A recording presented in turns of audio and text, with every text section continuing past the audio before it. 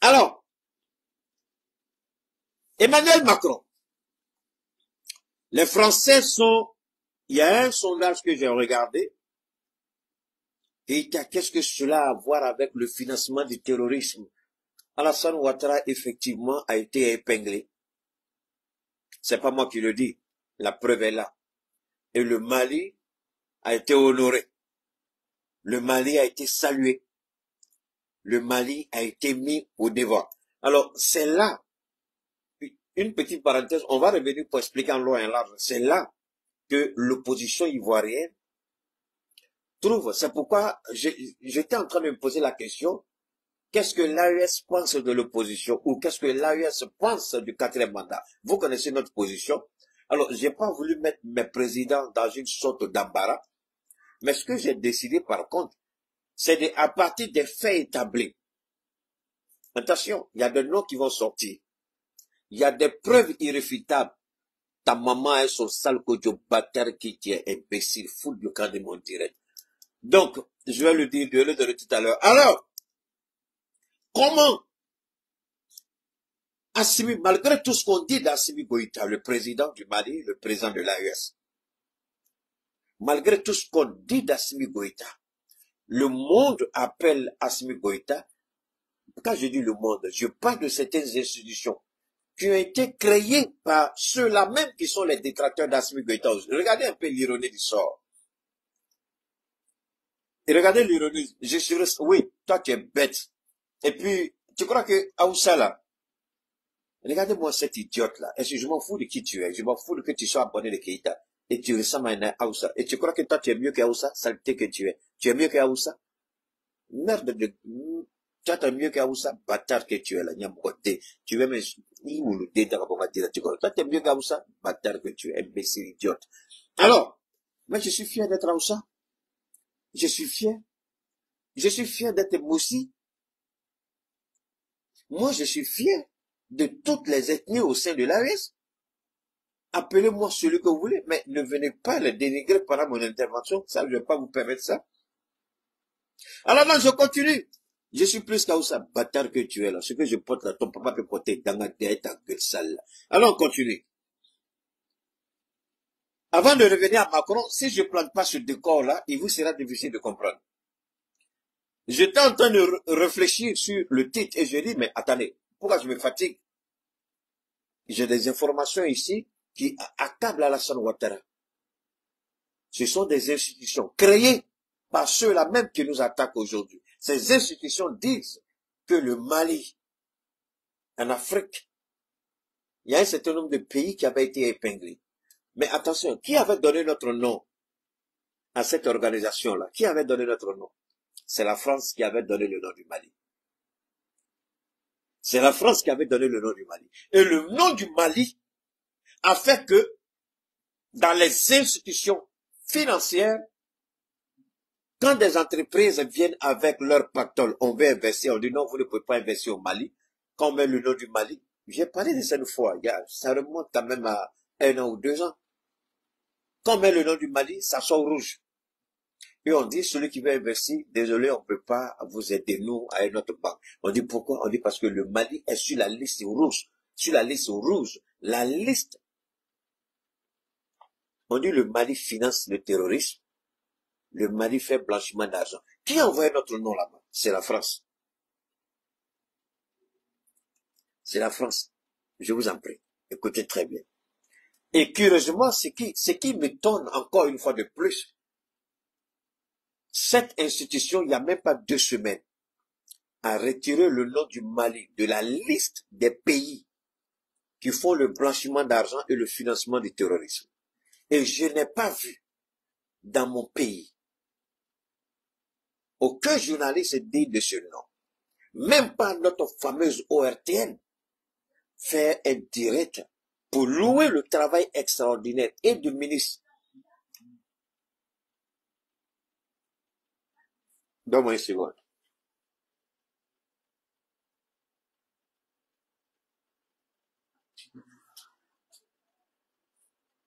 Moi, je travaille ici, je vous ai déjà prévenu. Alors, Le ministre de l'économie et des finances a fait un travail extraordinaire. Un travail de fourmi. Un travail qu'on n'a pas vu. Et je suis étonné que l'ERTM soit passé à côté. Souvent, je me pose la question, quelle formation ces journalistes-là ont fait pour être à l'ERTM? C'est la question. C'est pourquoi souvent, quand vous dites avoir de diplôme, là. Non. Tu as bûché ce qu'on t'a enseigné sur un tableau, dans un livre. On t'a posé question, tu as répondu, et puis on dit voilà ton diplôme. Cela ne fait pas de toi quelqu'un qui connaît ou qui connaît mieux que, ou bien qui est, je sais pas. Mais vraiment, faisons beaucoup la distinction. C'est que le capitaine nous a dit. Faut faire la distinction nette entre celui qui a appris ce qui est dans les livres et qui prétend connaître mais qui connaît pas. Celui qui n'a pas appris dans les livres et qui prétend connaître et qui connaît. Le ministre de l'économie et des finances devait être normalement appelé sur les plateaux de l'ERTM, poser des questions, l'amener à expliquer comment le Mali est venu de loin. Si les Maliens ne comprennent pas ce que le président Assimi Goïta fait, et il abat un travail colossal, malheureusement, on a toujours encore des responsables financiers payés avec notre argent. On m'a dit une fois qu'il t'a pardon, faut pas dire que c'est les Maliens qui payent les gens, même si c'est vrai, faut laisser tomber, faut pas dire ça aussi, toi aussi. Une fois on m'a dit de ne pas dire ça, mais est-ce que c'est faux que c'est nous on paye les journalistes qui sont à leur thème là, qui les paye? C'est nous on met l'argent à la disposition d'Assimi Goïta.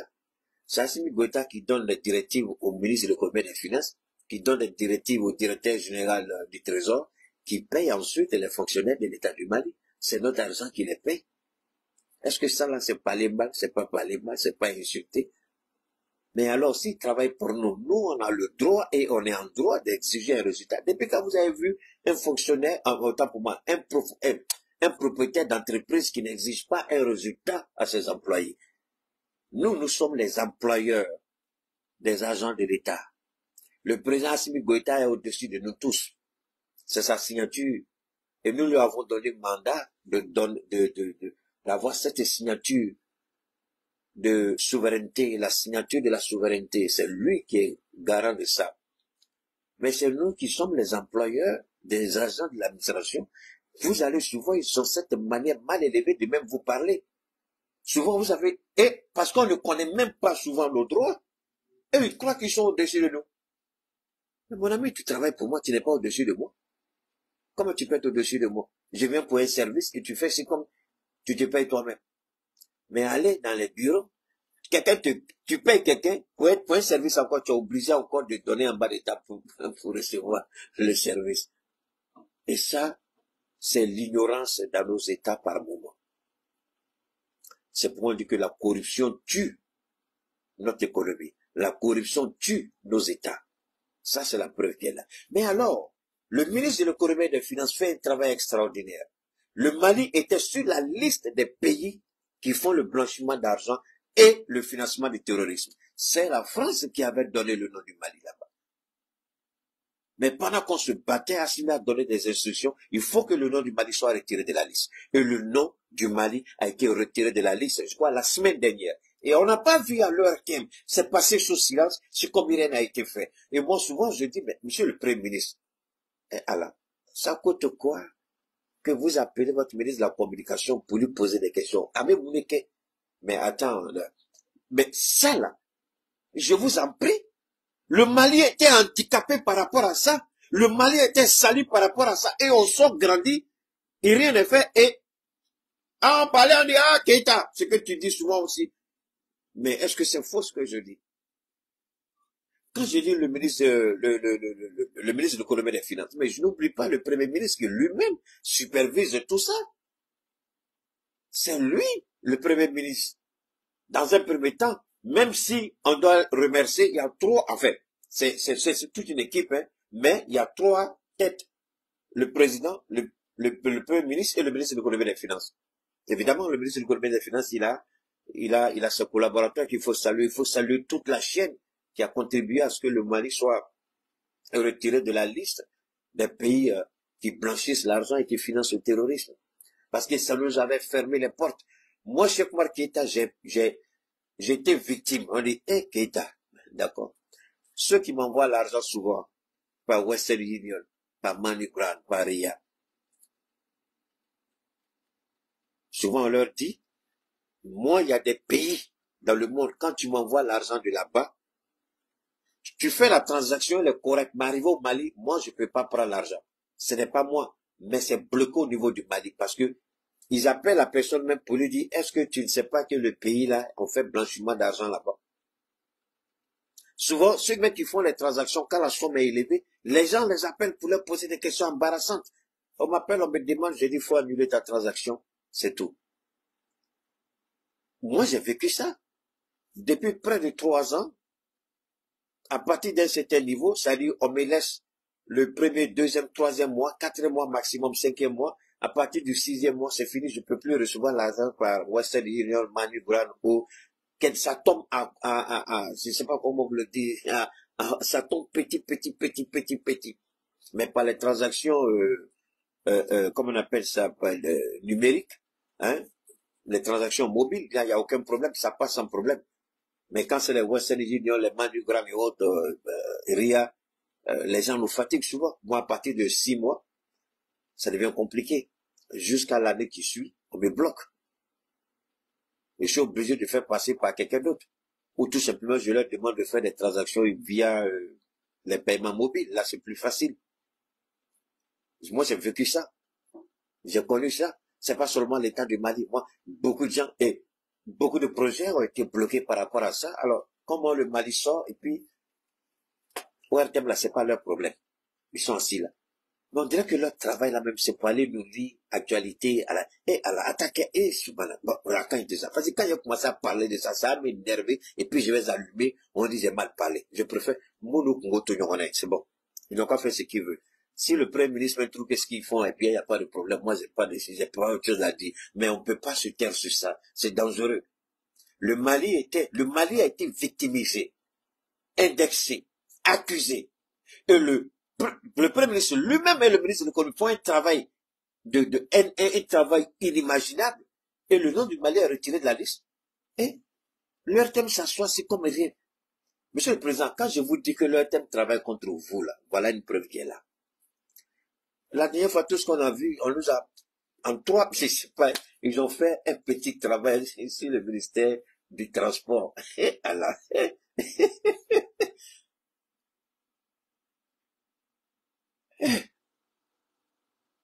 mais ministère du Transport, est-ce que vous n'avez pas un responsable de la communication? Ce que leur thème a présenté là, est-ce que vous pensez honnêtement que ça fait honneur au ministre? Moi, je n'ai même pas voulu regarder. Quand je dis, je ne veux pas regarder parce que c'est pas ça. C'est pas ça, c'est pas professionnel.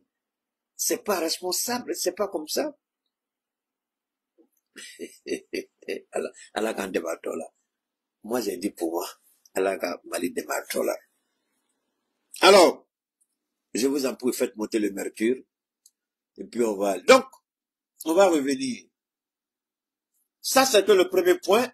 Mais la Côte d'Ivoire a son nom sur la liste et je vous en prie, je vais revenir sur ça aussi.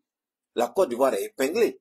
Alassane Ouattara est indexé et la Côte d'Ivoire est aujourd'hui scellée comme pays qui fait le blanchiment d'argent et qui finance le terrorisme en Afrique de l'Ouest. Ça, ce n'est pas moi. Les mêmes institutions qu'ils ont mis en place, ce sont les mêmes institutions qui disent que la Côte d'Ivoire, il y a des transactions opaques en Côte d'Ivoire. L'argent circule d'une manière incompréhensible en Côte d'Ivoire. Et ils sont arrivés à la conclusion comme quoi que la Côte d'Ivoire finance le terrorisme. Mais attention, est-ce qu'ils ont dit comme ça? C'est vrai. Nous avons vu ça ici. 800 millions ont été pris sur des terroristes neutralisés dans le Sahel. Des moteurs qui ont été achetés à plusieurs milliards de nos francs, direction la Côte d'Ivoire, saisis au Burkina, on a vu. Combien de camions remorques remplis de ces véhicules-là, de ces engins de roues qui ont été saisis et par le Mali et par le Burkina. Combien de fois le Niger a saisi? Donc, mais cet argent-là vient d'où? Ça vient de la Côte d'Ivoire. Macron n'est pas bête pour donner son argent à Patrice Talon, le voleur. Faure Gnassingbé, le doubleur. À qui? Au Sénégal, je ne crois pas, eux viennent d'arriver. Il ne faut pas d'abord confiance à ces gens-là. Ils sont en train de les tester d'abord. Donc, ils ne sont pas prêts. Donc, même s'ils n'aiment pas Ouattara, l'argent passe par Ouattara. Et vous regardez. Ça, ce n'est pas nous, ce sont des faits. Ce n'est pas Keïta, ça, ce sont des faits. Et la preuve irréfutable est là. Mais attention, il y a un nom qui circule. Et ce nom, il est au sommet de l'État. Et c'est à cause de ce monsieur que la Côte d'Ivoire est épinglée. Parce que c'est lui. On le connaît, ce n'est pas aujourd'hui. Quoi, tu veux avoir ça? Tu veux la même couture là, comme Keïta, ça? Bon, je suis en train de... Je vais créer ma propre... comment dire, ma propre ligne. Hein? Mais je vais commencer ça. Je suis en train d'abord de tester. Donc, donne-moi juste quelques temps encore. Faut pas te presser. Toi qui veux la même chose. Je suis en train de voir d'abord. Et puis, je vais faire sortir ma propre griffe. Hein? Avec mes propres orientations. Parce que donne-moi une seconde.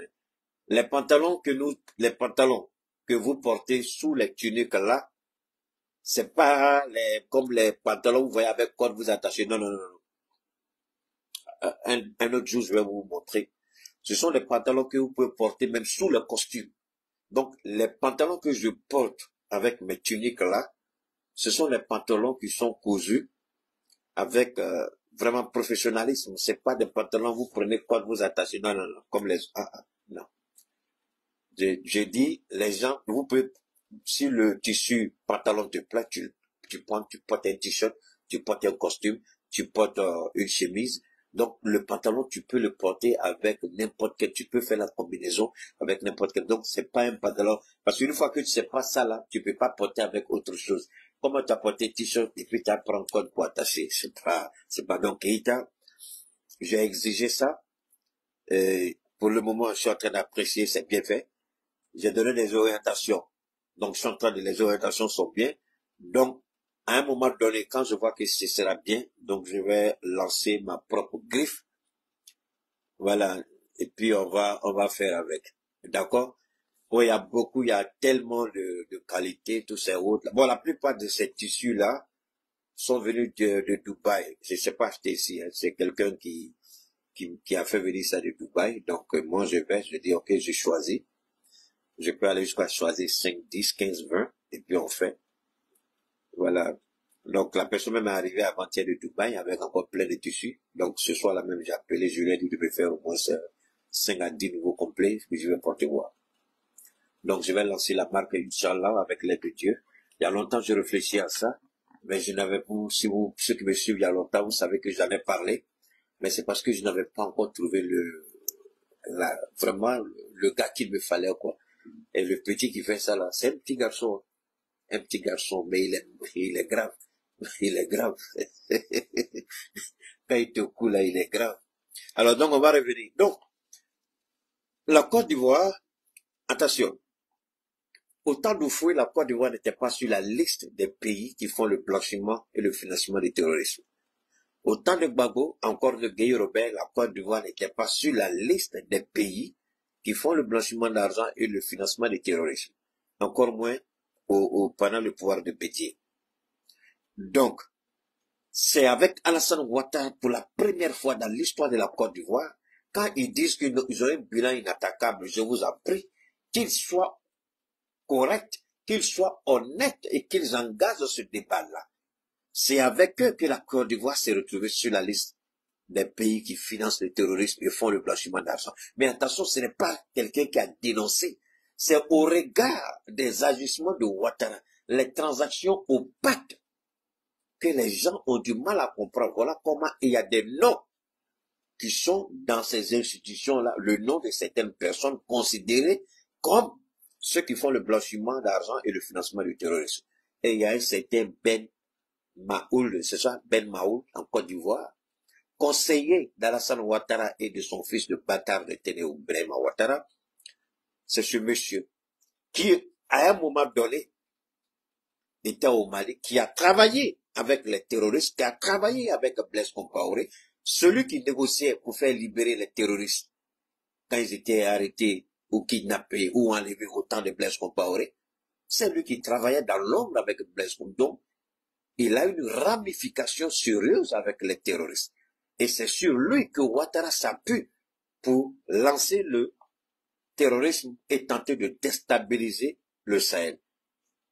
Les gens pensaient que chaque fois qu'on parlait de ces choses-là, on n'avait pas suffisamment d'éléments à notre position. On a des éléments. Je vais faire écouter un reportage qui a été fait sur ce fameux conseiller d'Alassane Ouattara et de Téné Brahima, qui est le spécialiste des blanchiments d'argent et le financement du terrorisme. Je vais faire écouter mais ne soyez pas pressés. Emmanuel Macron, on revient à Macron, la parenthèse reste ouverte. On va pas fermer la parenthèse, elle reste ouverte.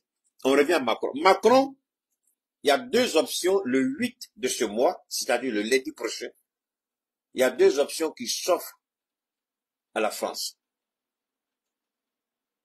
François Bayrou, qui est le Premier ministre, je vais pas vous dire ce qu'il est en train de faire, je vais pas vous dire comment il est en train de détruire la France, ça c'est leur problème. Mais je vais revenir à Macron, je vous en prie.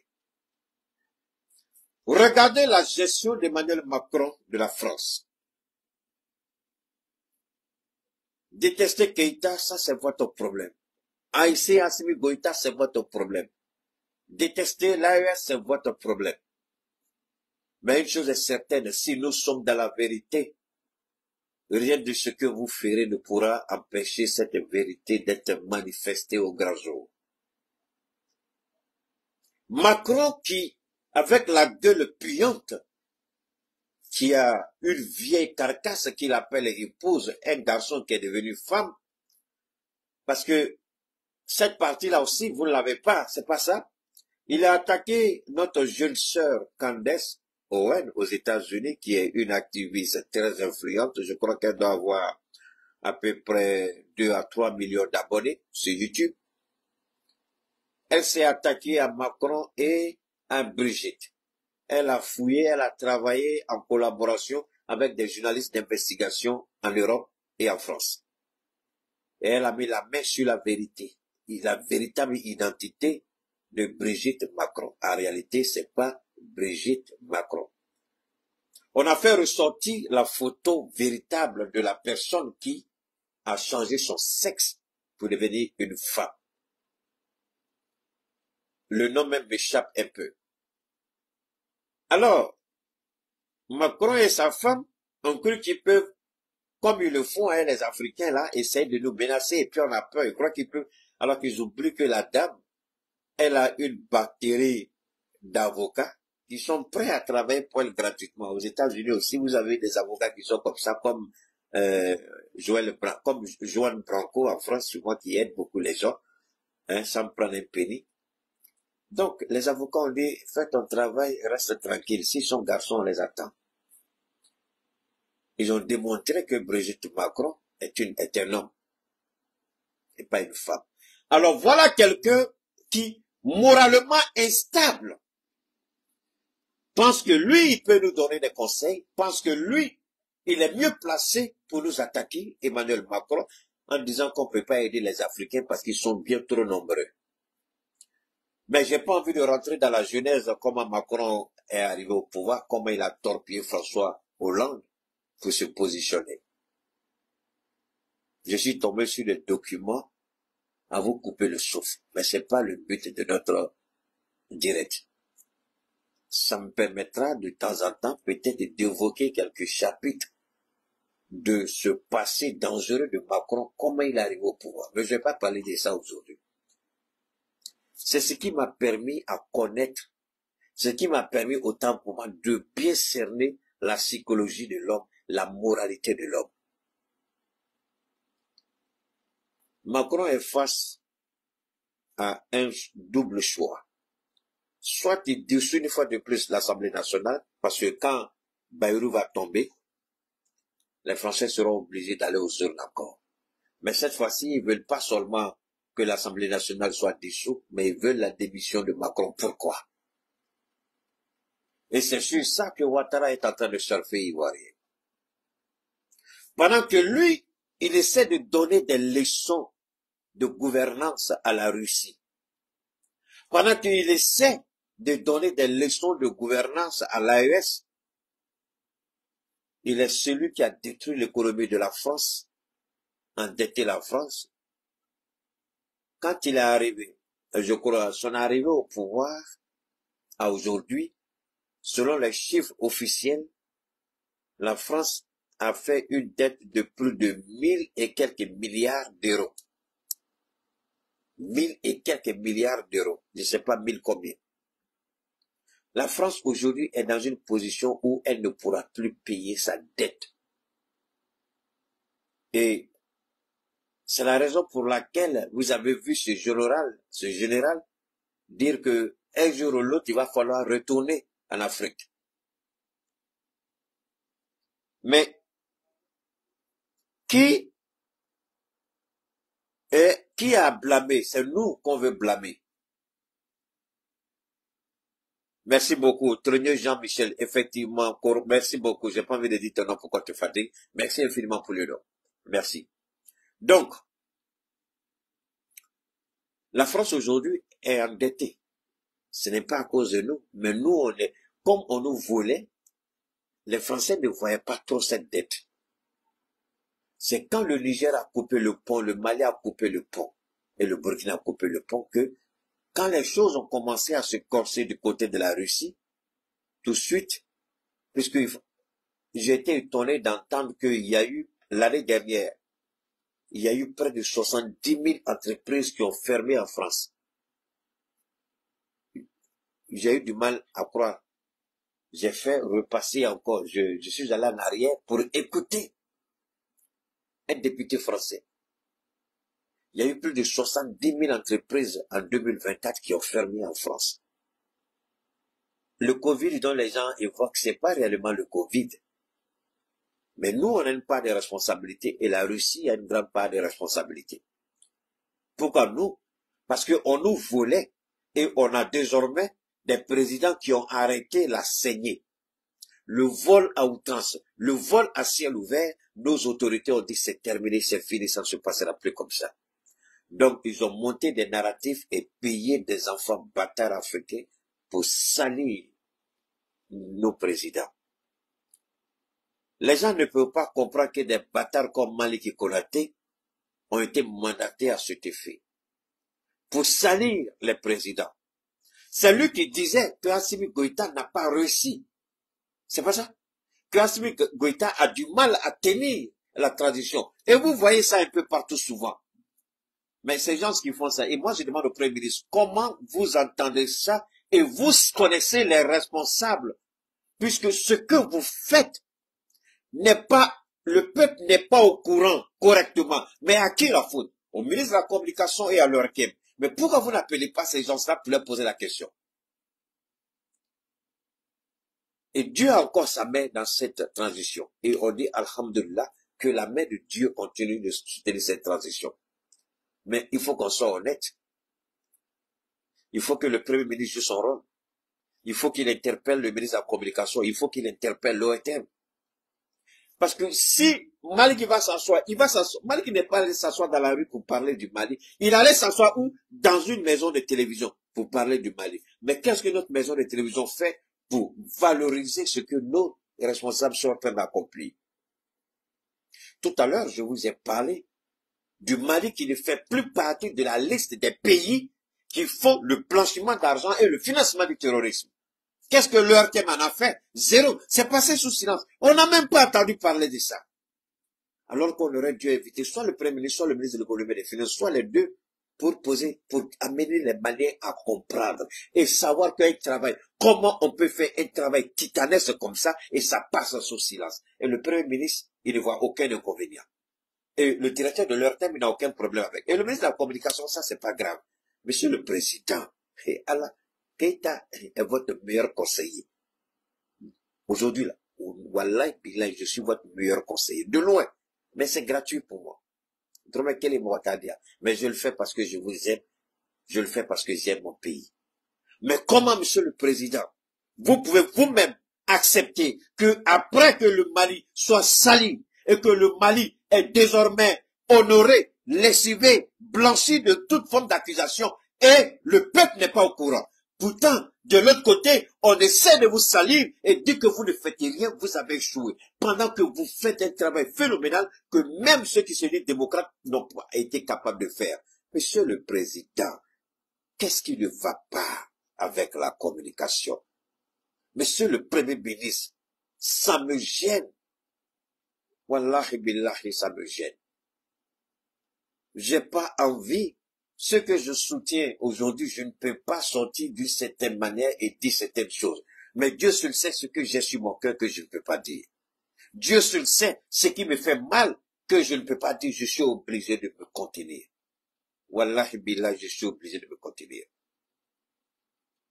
Billahi, je suis obligé. Parce que si je veux parler, soit vous allez me faire quelque chose, soit le ministre ne sera plus ministre demain matin. C'est l'un ou c'est l'autre. Mais je laisse Dieu faire son travail. Moi, j'ai plus rien à dire à ce niveau-là. Si le ministre, il est d'accord avec ce qui se passe, si ça le convient, l'inactivité, l'inaction, c'est-à-dire l'incompétence de l'ORTM, s'il est d'accord avec, et que le Premier ministre est d'accord, c'est pas grave. À la tradition de l'État bétail, à la tradition de et le ministre n'est pas gêné. Mais quand il y a des trucs à l'extérieur, là, ce sont les conseillers, les collaborateurs du ministre là, qui courent pour venir dire au ministre, on doit aller là-bas, on doit aller là-bas, et puis les ordres de mission sont signés en conseil des ministres, et puis on leur dit allez-y. Mais vous n'avez pas besoin de vous déplacer pour aller quelque part. Le directeur de l'ordre, vous ne pouvez pas l'appeler. Est-ce que le ministre ne peut pas lui dire, mais je ne te comprends pas. Le Mali était sur la liste noire. Le Mali sort, et toi, à l'heure tienne, toi et tes hommes, vous faites ci comme il n'y a rien qui s'est passé. Expliquez-nous. Est-ce que le ministre ne peut pas faire ça? Assimi, ce que Bassolma a dit au Burkina, Monsieur le Président, je voudrais que vous réfléchissiez un peu. Il a dit, la raison où il est allé la dernière fois pour parler au nom du capitaine. Il dit, les jeunes gens qui étaient en train de sensibiliser, il y a des personnes dans la localité qui leur a dit, vous suivez Ibrahim, non, faites bien. Le jour va tomber là, on voit ce que vous allez faire. On voit où vous allez partir. Donc, il y a des gens comme ça, encore Assimi Goïta. C'est pas seulement au Burkina. Au Mali, il y a des gens qui disent ça. Au Niger, on dit la même chose. Donc, il y a des gens qui font exprès pour travailler contre votre agenda. Sinon, moi, je veux bien qu'on m'explique comment on ne peut pas. Le Mali sort d'un trou. Et l'ORTM passe sous silence. Et le ministre de la Communication n'a aucun problème avec. Eh, Monsieur le Président, à la Kandeme, moi j'ai dit, Monsieur le Président, vraiment,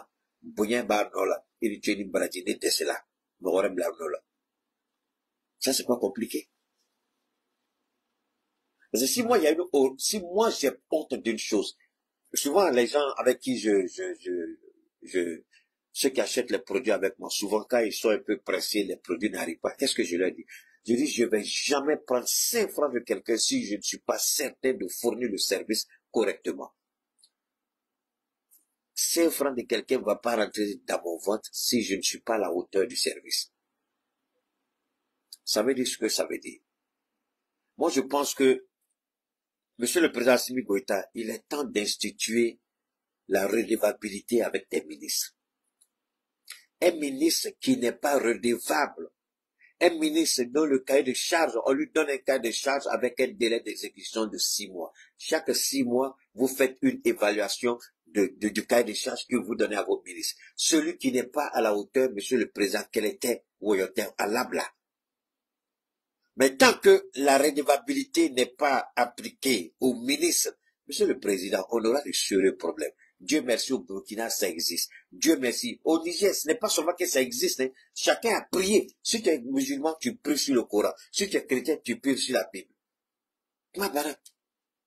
Pourquoi au Mali, on ne peut pas faire ça, Monsieur le Président? Pourquoi on ne peut pas appliquer la redevabilité? Ils sont payés avec l'argent des Maliens. Ils sont redevables aux Maliens. S'ils ne le font pas, Salam Fatia, on les libère, on prend quelqu'un d'autre. Ils ne sont pas les seuls Maliens. Il y a plein de Maliens qui sont, on a comme plus de 20 quelques millions. Nous, on organise au 20 millions. Prenons même, nous, on organise, mon rabi c'est que, nous, doit cela, mon rabi, nous, doit cela, doit rabi c'est où. Maintenant, nous, on va kelina. On y va baraka chocolat. Yelema tala. Filiba la, nous, maroko filiba ka barakona la. Mante ka fou, il faut. Ah, monsieur le président, ala ka nematola. Qui t'a tabé d'ailleurs.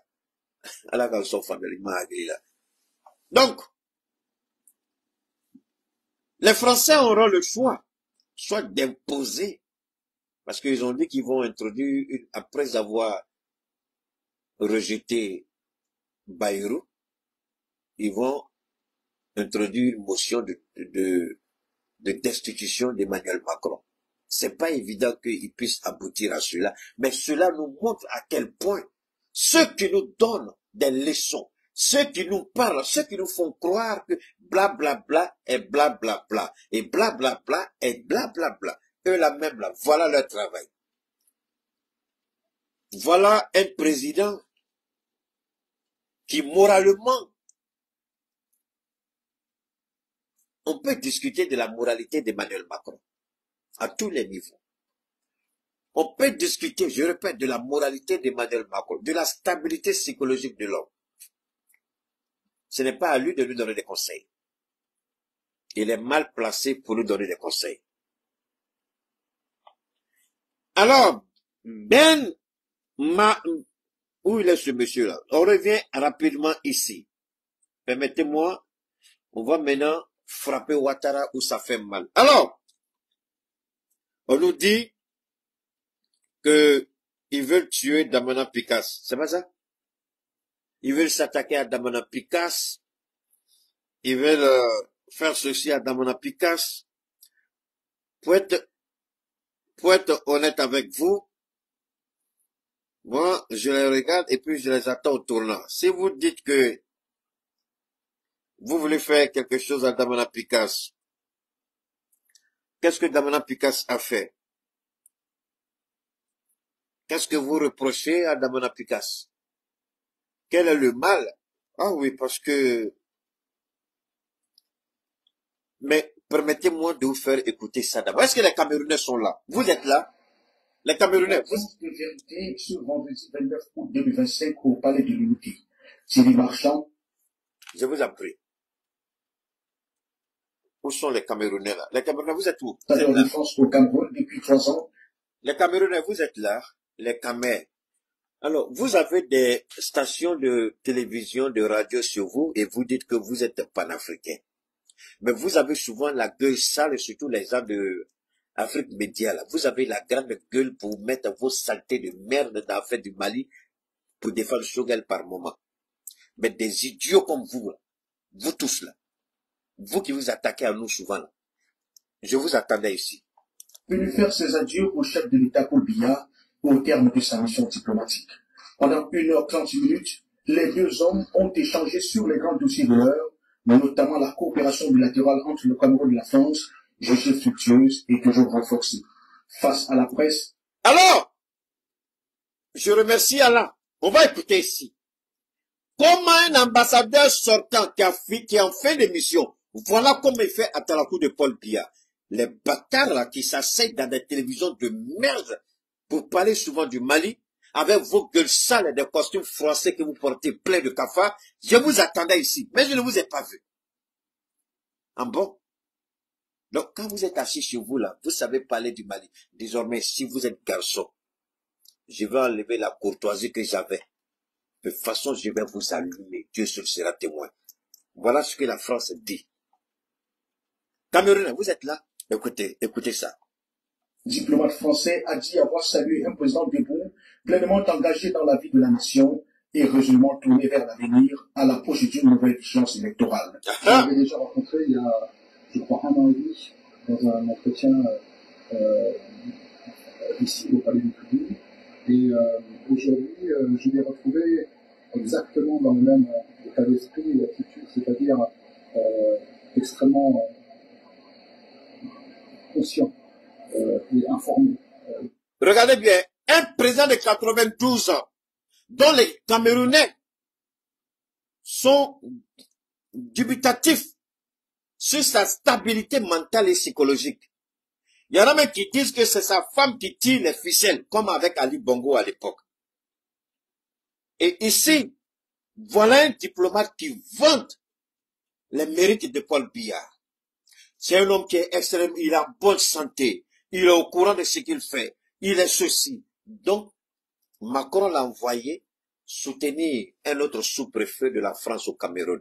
Et vous, hein, vos sales gueules de merde, vous asseyez dans vos plateaux de merde pour attaquer le Mali parce qu'on n'est pas d'accord avec tel ou tel opposant que vous, peut-être, vous voyez. Et puis souvent, les idiots nous disent que la transition devrait avoir... Ah, Nyamoko Fali, je vous attends au tournant bâtard que vous êtes là. Voilà, parlez ici. Parlez ici. On vous attend, parlez ici. De la réalité des sujets que nous avons abordés dans leur grande diversité. Donc Paul Biya est au courant de tout ce qui se passe. Il est bien informé. Il sait tout. Voilà ce que dit le diplomate. Attends, toi tu allais dire au revoir, tu t'en vas.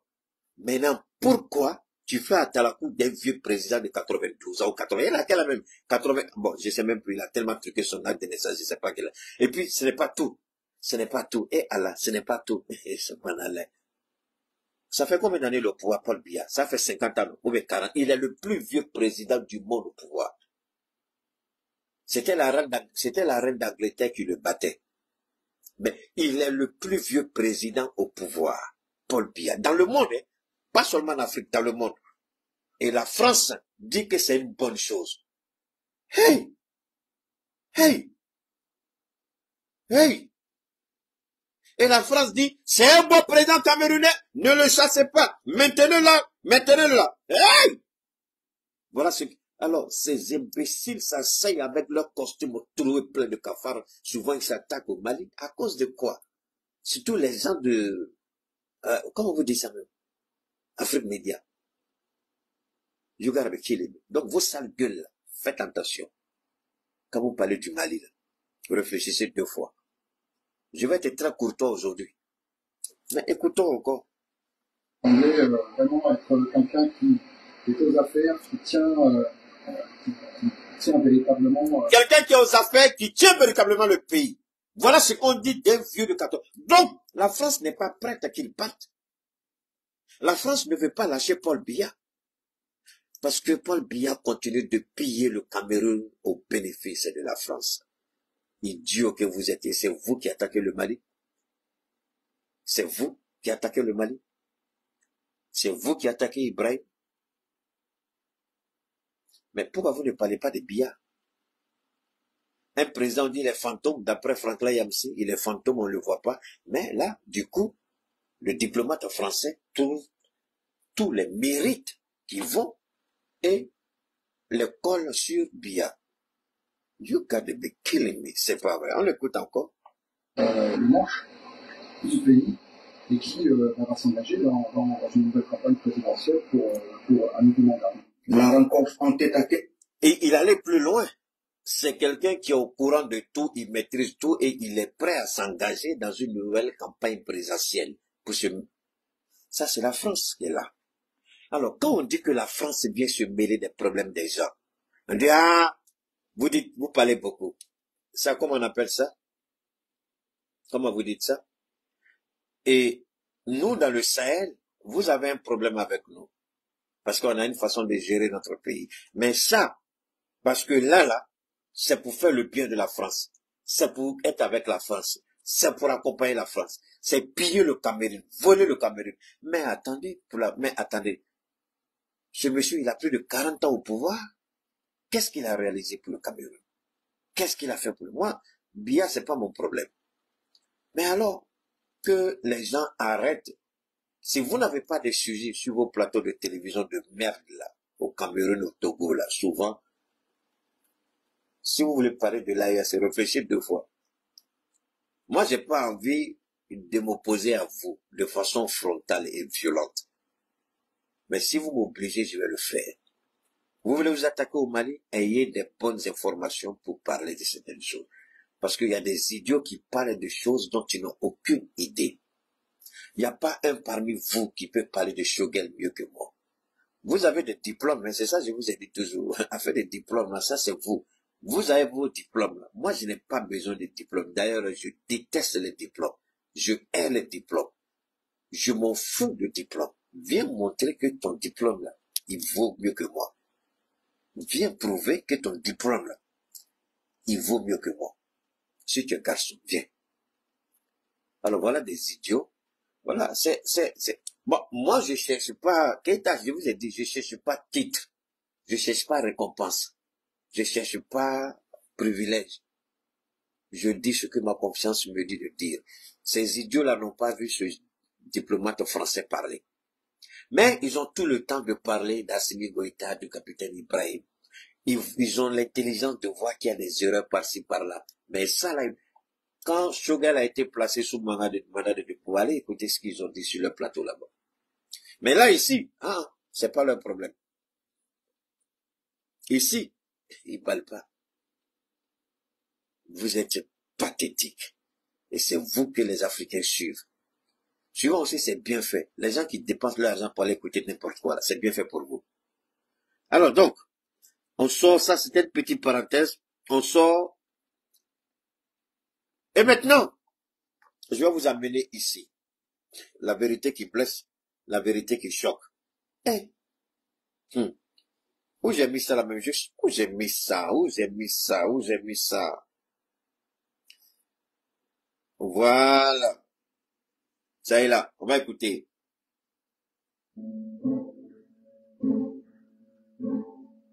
Côte d'Ivoire, cocaïne, affaire, mysticisme, contact des terroristes. Ben Mokhtar Maouloud, l'homme des Ouattara.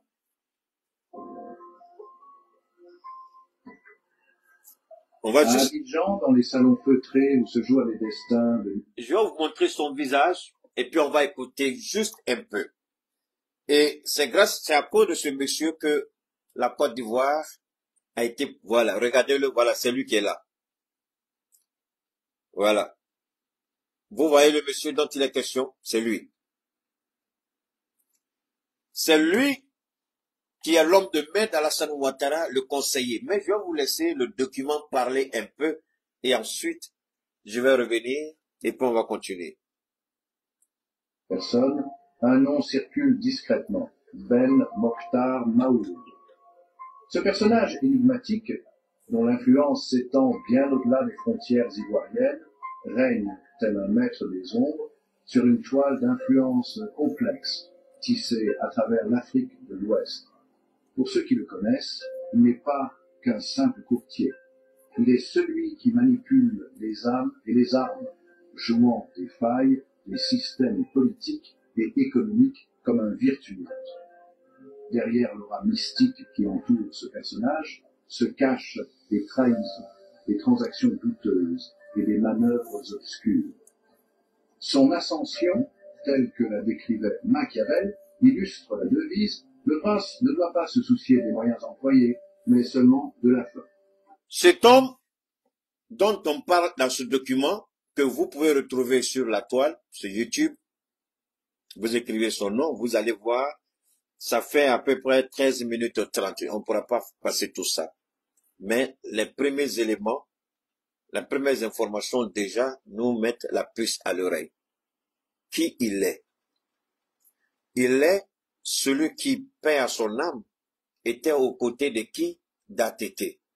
Alors la question, je voudrais me poser, ATT n'est plus vivant, qu'il repose en paix. J'ai bien envie de me poser la question, qui a vendu la mèche à Nicolas Sarkozy? Qui a dit à Sarkozy que le Mali était en train de s'armer discrètement? C'est lui qui avait été mandaté par ATT. C'est l'homme qui achète les armes. Je vous en prie. Il a joué un grand rôle dans la crise en Côte d'Ivoire. Ici, on ne parle que de Ouattara au pouvoir. Qui a acheté les armes? Vous vous rappelez, une fois, j'avais fait une intervention sur 300 tonnes d'armes qui avaient été achetées discrètement par Alassane Ouattara, transité au Burkina, rentré en Côte d'Ivoire à travers le Burkina. Une partie a été stockée à Boaké, une partie est venue à Abidjan et les armes ont été dispatchées et gardées quelque part. Et c'est de là qu'est venu le problème entre Soro Guillaume et Ouattara.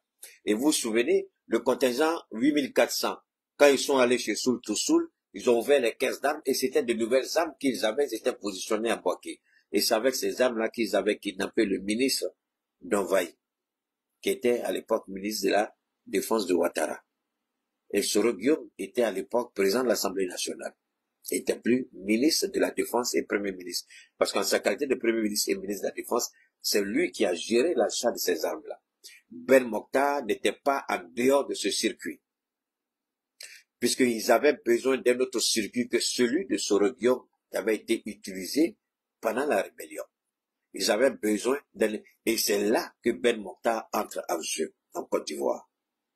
C'est là qu'il achète les armes pour Ouattara. Et il les fait transiter, puisque celui qui faisait libérer les terroristes dans le Nord, avec la collaboration de Blaise Compaoré, c'est bien lui qui allait sur le terrain. C'est lui qui négociait les rançons. C'est là qu'il est devenu milliardaire, puisque l'argent qu'on donnait était dispatché entre lui et Blaise Compaoré. Alors, quand le régime de Blaise est tombé, le régime d'ATT est tombé tout de suite, il allait où? Il allait en Côte d'Ivoire. Il ne pouvait pas rester au Mali avec Ibeka. Il a trouvé refuge en Côte d'Ivoire, il a déposé ses valises. Il n'était pas seulement le seul, c'est celui aussi qui a acheté de fausses... Rappelez-vous, les vieux avions du Mali, là, les avions en carton du Mali, là, c'est lui. Les hélicos civils, les hélicos pourris, là, au Burkina, là, avec Marc Christian Kabore, c'est lui. Donc, les armes, c'est son truc. Et au Burkina, c'est lui qui a mis le Burkina. Le gars, attendez, les informations sont, c'est trop. Est-ce que vous êtes prêts à tout accepter ce soir? Il y en a tellement, vous ne pouvez pas. C'est pas vrai. C'est pas vrai. C'est pas vrai. C'est pas vrai. L'homme, il est dangereux. Alors, attention, hein, ce que je suis en train de vous donner ici, ce n'est pas dans le documentaire. Le documentaire, je l'ai écouté que 45 secondes, même pas plus d'une minute. Peut-être que dans le documentaire, ils vont parler de ce que je suis en train de dire. Mais ce que je suis en train de vous dire, personne ne m'a donné ces informations. C'est au regard. Bon, vous avez dit Keïta, tu es un menteur. Je suis d'accord avec vous, je suis un menteur. Quand je vais vous expliquer une chose avec Keïta, quand j'aborde un sujet, et si c'est la volonté de Dieu, ce qui doit être dit, ou ce que je vais dire, après, vous allez tomber sur des preuves qui répètent ou qui révèlent exactement tout ce que j'ai dit. Mais soyez certains, je n'ai jamais été en contact avec ces informations au préalable. Avant, jamais. Donc, quand je dis, c'est Dieu qui m'inspire, je vous en prie, détestez-moi ici, moi je m'en fous parce que c'est lui qui va me poser la question après. C'est lui qui peut me torturer dans ma tombe et non vous.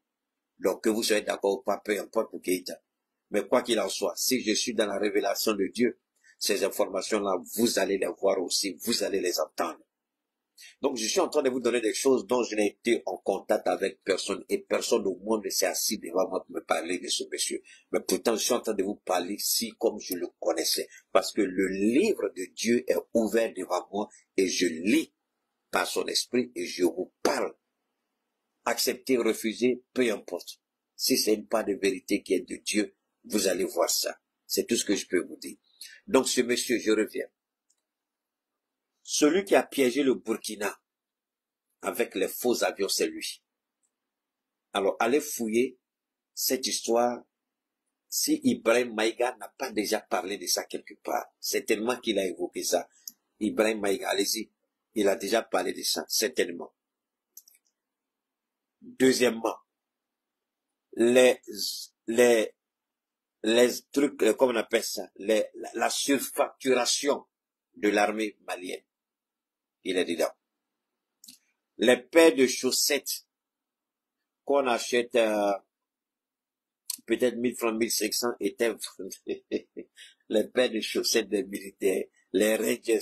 Allez-y, avec Karim Keïta, allez-y. Allez-y. Allez-y, surfacturation, là, son nom est dedans.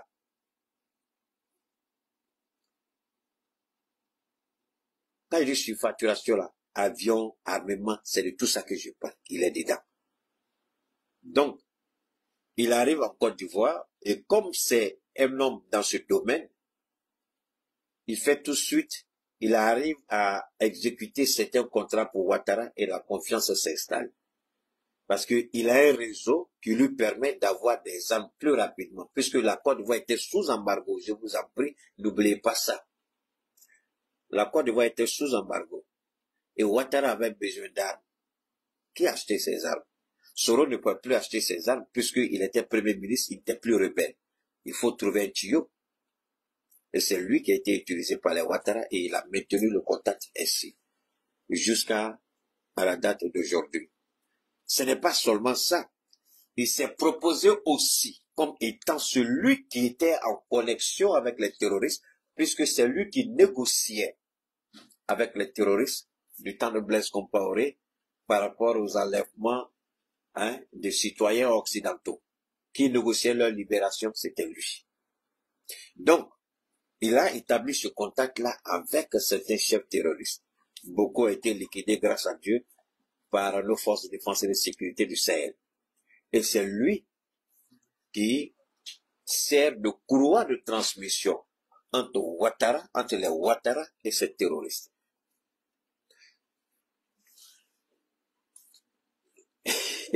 Donc, ça c'est des choses même, ne vous fatiguez même pas.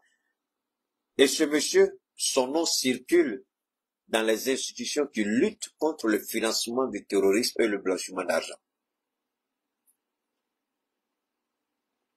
Vous croyez que Ouattara va demander à son chef d'état-major d'aller sur le terrain et puis remettre des armes aux terroristes, de l'argent aux terroristes? Vous croyez que Ouattara va accepter que les terroristes viennent à Abidjan, prendre l'argent avec lui et puis retourner? Vous croyez que Ouattara veut quelque chose d'opaque, quelque chose dont on ne comprendra rien et son nom ne sera jamais cité. Donc celui-là, Ben Maoul était son nom. Son homme de confiance. Et jusqu'à la date d'aujourd'hui, c'est son homme de confiance. Quand je vous ai dit, rappelez-vous que Alassane Ouattara a donné des garanties à Macron. Les garanties d'Alassane Ouattara, il ne pouvait les donner à Macron que si il n'est pas certain que ce monsieur puisse lui, j'ai pas envie de lui délivrer, mais en tout cas faire ce que lui va lui demander. Donc, Ouattara savait très bien. Et ce monsieur était l'homme de main de Ouattara auprès des terroristes, l'envoyé de Ouattara auprès des terroristes. C'est pas les états-majors qui vont appeler les terroristes et leur donner l'argent. Lui, il a un réseau. Il a un réseau bien infiltré. Il a un réseau qui lui permet de véhiculer des informations, de faire passer des informations. Et quand le capitaine Ibrahim dit qu'il y a une base de déstabilisation installée en Côte d'Ivoire, c'est bien lui. Et son nom a été cité par le renseignement du Burkina Faso. Son nom a été cité. Je vous invite à aller encore écouter, lorsqu'on a mis la main sur les gens qui venaient déstabiliser le Burkina, mais ils ont essayé de tourner l'attention en passant par le Niger. Mais déjà le renseignement, au niveau de l'AES, c'est des gens qu'on avait déjà pistés et on les suivait de près. Ils ont cru qu'en passant par le Niger, ils allaient brouiller les pistes et on les a arrêtés au Niger. Mais, je répète encore, il est dedans, Ben Maoul. Il est impliqué dedans. Le financement du terrorisme, il est impliqué jusqu'au cou dans le Sahel.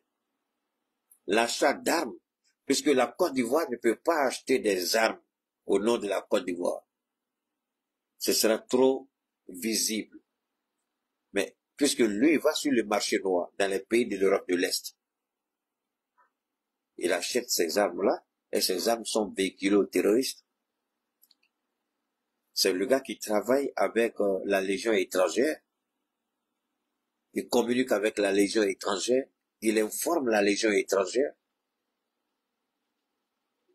Mais quel que soit ce que la Légion étrangère ou la CIA va faire, mais attention, je disais la dernière fois que la CIA est la plus grande organisation criminelle du monde.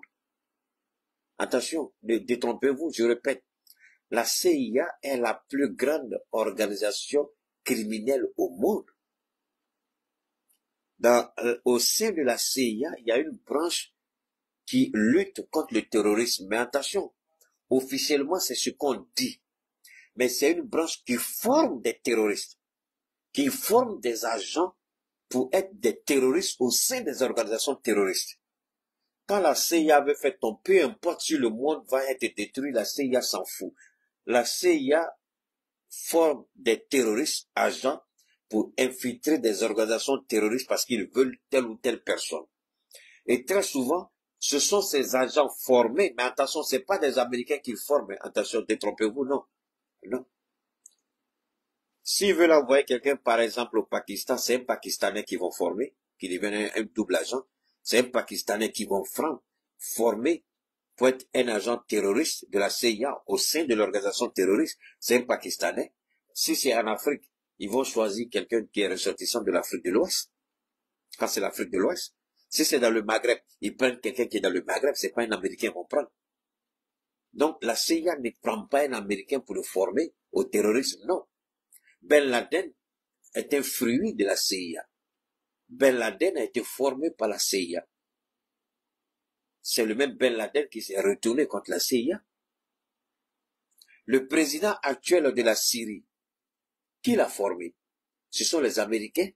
Et quand il est devenu terroriste, ils l'ont arrêté, ils l'ont mis en prison. C'est quand ils l'ont libéré. Mais ils l'ont libéré comment? Parce qu'ils sont tombés d'accord avec lui. Ils l'ont libéré et ils l'ont dit de se retirer des mouvements terroristes parce que c'est eux qui l'ont formé. Ils l'ont poussé avec leurs moyens, leurs renseignements. Et Bachar al-Assad, c'est comme ça que il a dit si son armée même ne se bat pas. Parce que c'était bizarre pour tout le monde. Comment? Et c'est ça qui a fait mal à Israël. Parce que Israël a dit, le gars il est en costume, ça c'est pas leur problème, il reste à leurs yeux un terroriste. Mais Israël sait que c'est les Américains qui ont formé le monsieur et c'est les Américains qui l'avaient incarcéré et c'est les Américains qui l'ont libéré pour qu'ils viennent prendre la tête de la Syrie. C'est ce qui s'est passé, c'était le même projet qu'ils avaient pour la Libye. Malheureusement, la Libye, ça ne s'est pas passé comme ils voulaient. C'est le même projet qu'ils avaient comme l'Irak, mais malheureusement, ça ne s'est pas passé comme ils voulaient. Alors, c'est ce qu'ils ont fait au Nigeria. Mais attention, Nigeria qui est à bord. Vous croyez que Tinubu est un agent de la CIA? Moi, j'ai démontré ça à maintes reprises. Après, des documents sont sortis. Vous avez vu ces documents-là? Tinubu était un agent de la CIA. Donc, pour les Américains, ça a été facile.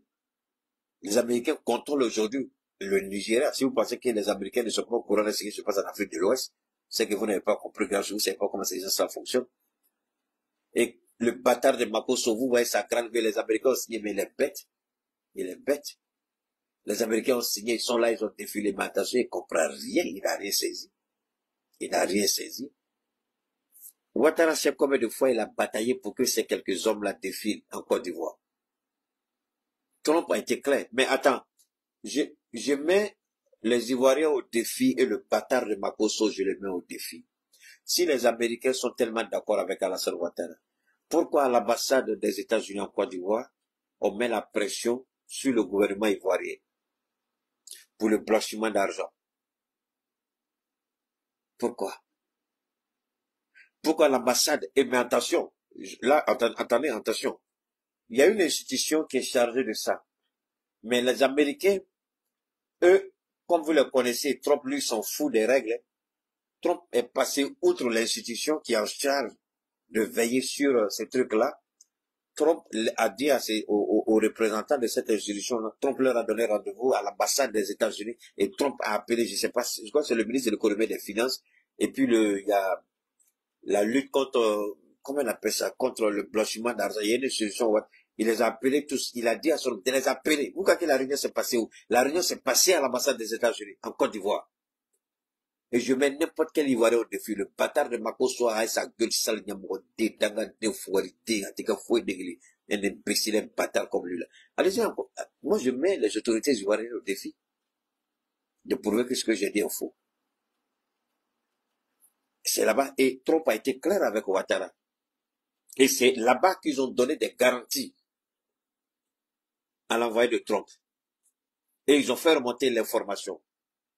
Et maintenant, il suivait Ouattara. Mais Ouattara ne pourra pas respecter ces garanties, parce que Ouattara a besoin de déstabiliser. Et les Américains ont des éléments irréfutables, des preuves tangibles sur ce monsieur-là. les agissements de ce monsieur.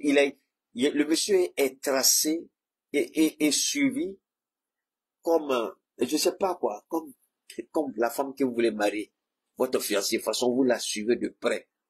Vous la collez au talon. Il est collé au talon par la CIA. Et ils savent qu'il travaille pour Ouattara. Ils savent qu'il achète des armes pour Ouattara. Ils savent qu'il est en contact avec les terroristes pour Ouattara. Donc, c'est pourquoi ils ont appelé les responsables ivoiriens à l'ambassade des États-Unis pour leur dire, arrêtez ce que vous faites.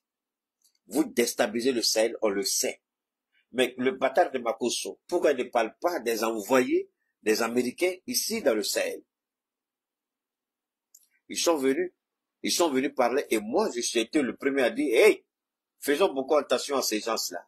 Moi, personnellement, je ne fais pas confiance.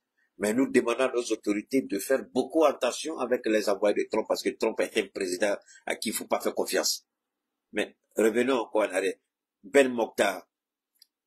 La CIA trace ce monsieur depuis longtemps puisque c'est lui le négociateur dans le Sahel depuis l'époque de Blaise Compaoré. Alors, vous pensez que Ben Mokhtar, là, c'est du jour au lendemain, il est arrivé en Côte d'Ivoire, et vendeur d'armes, et puis ceci? Non. Sous la présidence d'Amadou Toumani Touré, Ben Mokhtar Maouloud était un convive régulier à la table du président, chaque semaine. Son cousin Moustapha Chafi, proche de Blaise Compaoré depuis 1987 à Ouagadougou, avait facilité son entrée au palais de Bamako, ouvrant ainsi la voie à ses affaires et à sa diplomatie parallèle. Très apprécié par ATT, Ben Mokhtar alla jusqu'à demander la main de la fille du président pour le mariage. Mais ATT s'opposa fermement à cette union. Pour le président, les affaires étaient acceptables, mais il refusait l'alliance de leur famille, connaissant bien la nature des activités de Ben Mokhtar. Ok, vous avez bien compris. Donc, Ben Mokhtar, malgré qu'il faisait les affaires avec ATT, voulait la fille d'ATT. ATT a refusé. Bon, ça c'est entre eux là-bas. Aujourd'hui, on ne sait pas ce qu'ils se disent dans le dos puisque ATT n'est plus là. Mais alors, Ben Mokhtar est l'homme de main de Ouattara. Je suis même en mesure de dire que Téné Brahima, la drogue, la fiole, lui qui fiole les gens. Vous croyez que Téné Brahima va confier une telle mission, l'achat de tels produits hautement dangereux? Il va confier ça à un Ivoirien qui va l'exposer demain? Non. C'est tellement que c'est Ben Mokhtar et l'entourage de Ben Mokhtar qui fournit les poisons à Téné Brahima. Qui donne les poisons à Téné Brahima? C'est Ben Mokhtar. Mais Ben Mokhtar n'est pas seulement que un interlocuteur auprès des terroristes. C'est aussi un homme d'affaires. Il a besoin d'acheter son business, c'est l'achat d'armes par des voies détournées. Je reviens encore sur ce que je disais. Ben Mokhtar est celui qui, parce que à l'époque, le Mali comme la Côte d'Ivoire, le Mali était sous embargo. Et c'est ça qui est curieux un peu avec ce qui s'est dit avec la démocratie occidentale. Quand les Africains sont attaqués, tout de suite, on dit embargo sur les armes. C'est ça que je n'ai jamais compris. Mais voilà l'Ukraine qui est attaquée, il n'y a pas d'embargo. Et des dirigeants africains ne sont pas en mesure de dire, mais pourquoi une telle situation, une telle discrimination? L'Ukraine, il n'y a aucun problème. On donne des armes à l'Ukraine, on vend des armes à l'Ukraine, il n'y a pas d'embargo. Mais quand c'est nous qui sommes attaqués, on impose tout de suite un embargo. Et personne ne s'est posé la question, mais pourquoi? Donc, l'embargo faisait l'affaire de Ben Mokhtar, puisqu'il va trouver des moyens détournés pour acheter des armes. Et son prix sera le prix du président. Et la brouille entre ATT et Nicolas Sarkozy, ce qui va entraîner la chute d'ATT, c'est ça. Quand Sarkozy est informé par la DGSE qui suit les traces de Ben Mokhtar, la DGSE qui suit Ben Mokhtar depuis le palais de Kouliba, du côté de Ouagadougou, la DGSE suit le monsieur, et la DGSE sait tout de suite que ATT l'a mandaté pour acheter des armes pour le Mali. Et Sarkozy rentre dans une violente colère et dit à ATT tout de suite d'arrêter d'acheter ses armes, sinon, comme il a dit à Laurent Gbagbo, il va vitrifier ATT. ATT dit, moi je m'en fous, il me reste seulement que 2 mois et demi de pouvoir. En réalité, ATT n'avait que 3 mois, et c'est à 3 mois de son pouvoir que Aya Sanogo a fait le coup d'État. Mais, pour que Aya Sanogo en arrive là, qui manipulait les informations? Pouvez-vous la question? Si Ben Mokhtar ne s'est pas vengé un peu d'ATT parce qu'il lui a refusé la main de sa fille, on peut se poser ces questions. Un vendeur d'armes, un criminel, un négociateur avec les terroristes, un complice des terroristes, est-ce que c'est quelqu'un à qui vous pouvez faire entièrement confiance? Est-ce qu'il a accepté l'affront, le fait que ATT ait refusé la main de sa fille? Est-ce qu'il n'a pas vendu la mèche qu'ATT est en train d'acheter les armes, puisque s'il a utilisé, c'est parce que il y a ce qu'on appelle l'embargo. Et c'est ce monsieur-là aujourd'hui qui est en train de détruire la Côte d'Ivoire. Et c'est ce monsieur aujourd'hui qui est aux côtés d'Alassane Ouattara. Ivoirien, voilà l'homme qui est le conseiller de la... Attention, il est conseiller officiel à la présidence. Lui, il n'y a pas de demande d'audience entre lui et Thierry Bremer, entre lui et Alassane Ouattara. Il est bien établi en Côte d'Ivoire. L'homme dont je suis en train de vous parler. Est-ce que c'est pas lui qui a vendu ATT? Est-ce qu'il ne s'est pas vengé d'ATT d'une certaine manière? C'est une spéculation qu'on peut faire aisément. Et sans risque de se tromper, moi je peux dire oui. Sinon, comme à 3 mois de la fin de ton mandat, et puis tu tombes. Est-ce qu'il n'a pas une main noire dans cette, il a une main noire dedans? Puisque, dans le, et là ce n'est pas tout. Quand Ibeka arrive au pouvoir, et on lève l'embargo, le Mali doit s'équiper. Qui a approché pour équiper le Mali? C'est encore le même gars, mais cette fois-ci par des voies détournées. Et c'est le même gars qui se retrouve en Côte d'Ivoire. Et c'est le même gars qui parle avec les terroristes. C'est le même gars qui renseigne les terroristes. En fonction des informations qu'il a, c'est lui qui donne aux terroristes, puisqu'il a établi une connexion avec eux. Alors nous sommes frappés par 3 portes dans le Sahel. On est frappé du côté de la Mauritanie, même si la dernière fois la Mauritanie a tenté de se justifier et dire que les accusations sont non fondées. Nous sommes frappés du côté de la Mauritanie parce que la Mauritanie trouve son compte dans ce terrorisme-là. C'est la Mauritanie qui a vendu le petit Steve Biko, l'Ivoirien, à Alassane Ouattara. Alors dites-moi, qui a extradé ce jeune homme-là de la Mauritanie en Côte d'Ivoire? C'est la Mauritanie. Et c'est le même président qui est au pouvoir. Alors qu'est-ce qui vous dit qu'il n'est pas en complicité avec Ben Mokhtar à la demande de Ouattara? Donc, du côté de la Mauritanie, nous sommes attaqués. Et rappelez-vous, le Mali, une fois, allait frapper, et la Mauritanie, qui avait récupéré un village malien, a eu l'audace de dire que le Mali allait l'attaquer. On a sorti la carte, on dit tu es menteur. C'est un village malien, ça n'appartient pas à la Mauritanie. Voilà comment on a récupéré ça. Et vous croyez que la Mauritanie n'est pas frustrée? La Mauritanie est frustrée. Donc, une déstabilisation vient du côté de la Mauritanie. Deuxième déstabilisation, ça vient du côté d'où? De la Côte d'Ivoire. Burkina, Mali, Côte d'Ivoire. Troisième déstabilisation, ça vient d'où? Ça vient de l'Algérie. Même si aujourd'hui, les Sénégalais essaient de se justifier. J'ai pas envie de rentrer dans une polémique avec le Sénégal. Mais quand la France vous dit, vous êtes un bon président, comme on a entendu Macron dire, de Bazoum, et c'est le même qualificatif aujourd'hui qu'on utilise avec Diomaye Faye. Il est bon. Je prie aux Sénégalais de m'excuser. Mais je souhaite me tromper. Je souhaite, sincèrement, à mes frères et sœurs du Sénégal, je souhaite me tromper. Mais si ce n'est pas le cas, la trahison sera une pilule difficile à avaler du côté du Sénégal. Mais nous pensons et nous estimons. Merci, agneau de Dieu. J'estime, pour ma part, et je souhaite, et Dieu seul sait, ce n'est pas du sarcasme, ce n'est pas de l'hypocrisie. Je vous jure au nom de Dieu, quand je parle souvent du Sénégal, je jure au nom de Dieu, je souhaite me tromper. Je souhaite me tromper tellement j'aime ce pays-là. Je souhaite me tromper. Mais par moments, les éléments sont tellement concordants que c'est avec un pincement au cœur. Je regarde souvent, je préfère me taire et avaler la douleur que j'ai en moi. Et aujourd'hui, Ne croyez pas que j'ai pas envie de parler du Sénégal. Et Dieu est témoin. J'ai tellement envie de dire des choses sur le Sénégal, des choses que je sais. Mais je préfère avaler ma colère, ma frustration et prier Dieu qu'il assiste les dirigeants du Sénégal. Priez Dieu qu'il éveille le peuple du Sénégal. Priez Dieu que ceux qui sont à la tête du Sénégal ne commettent pas l'irréparable avec l'AES. Je le dis. Deuxièmement, je voudrais que les autorités de l'AES fassent beaucoup attention parce qu'il y a beaucoup d'amalgame ces temps-ci avec le Maroc. L'Algérie, je crois, est en train de financer un narratif. Parce que j'ai vu For You Media, si je ne me trompe pas, dire que le général Tiani aurait dit, parce que moi j'ai cherché, j'ai pas encore eu l'information, que le général Tiani aurait dit que la France veut entrer au Sahel en passant par le Maroc.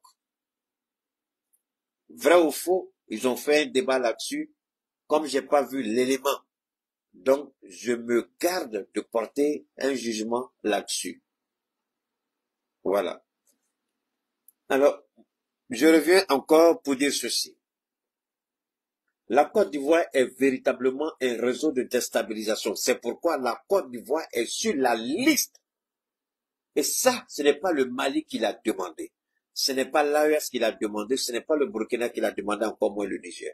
Mais la Côte d'Ivoire est épinglée aujourd'hui par des organisations internationales de lutte contre, 1, le blanchiment d'argent, 2, contre le financement du terrorisme. Et la Côte d'Ivoire est sur la liste des pays qui font le blanchiment d'argent, c'est-à-dire trafic de drogue, trafic humain, trafic illicite.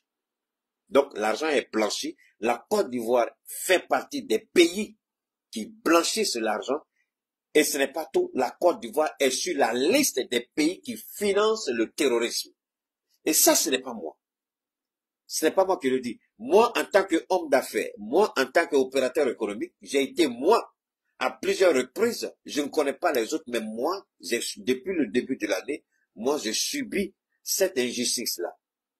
Quand des gens me font des transferts, des transactions à travers MoneyGram, RIA ou Western Union, quand ça arrive au Mali, on a tous les problèmes pour encaisser. Et Western Union même a mis le Mali sur la liste noire. C'est-à-dire que vous faites votre transaction, ça passe pas. Il y a des gens qui, ça passe pas. Souvent même on appelle les gens pour leur dire, mais ça c'est un pays qui est sur la liste noire. C'est la personne là qui fait blanchiment d'argent ou c'est un pays qui fait le blanchiment d'argent. Les gens nous appellent, moi on m'appelle, pas me parler de ça. Pourquoi? Parce que la France avait demandé que le Mali soit inscrit sur cette liste. Et je reviens encore, le Mali a été retiré de la liste et je n'ai pas vu l'organe médiatique d'État remercier le Mali en faisant quoi? En organisant un débat pour dire comment, 1, on s'est retrouvé et comment, 2, le gouvernement a travaillé d'arrache-pied. Le Mali n'est plus sur la liste des pays qui font le blanchiment d'argent. 1, le Mali n'est plus sur la liste des pays qui financent le terrorisme.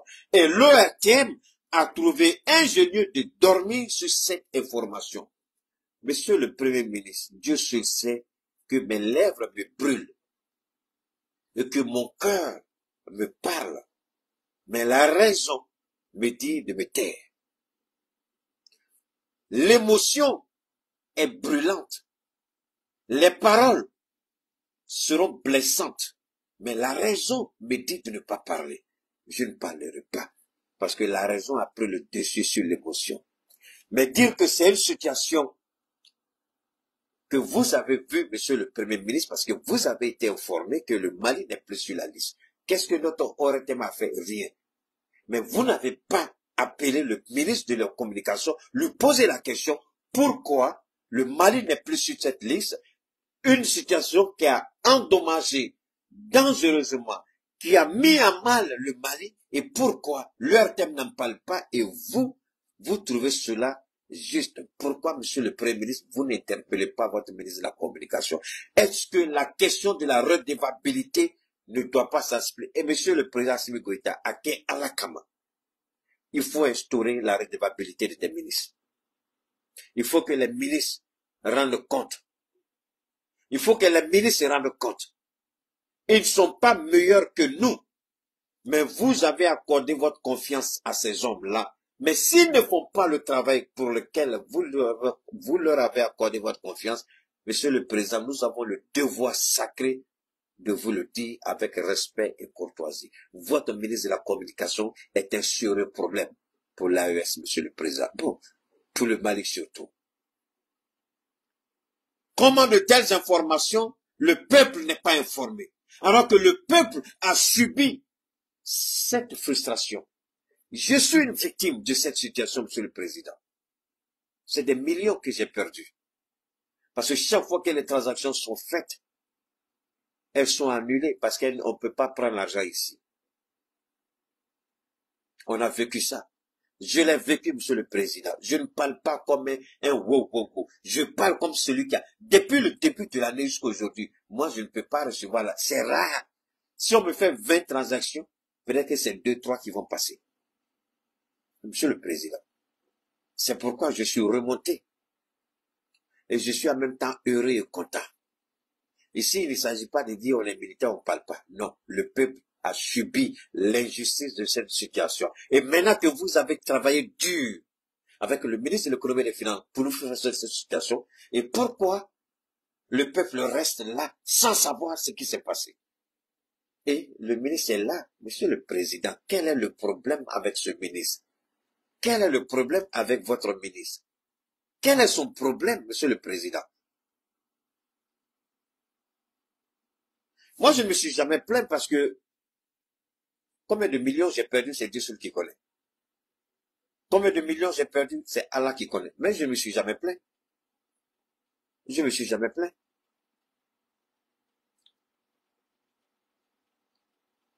Mais si on n'est plus dedans et que nous on est content, pourquoi appeler le ministre de l'économie ou bien le premier ministre pour parler de ça? Et puis on fait ce qu'on fait marquer quoi.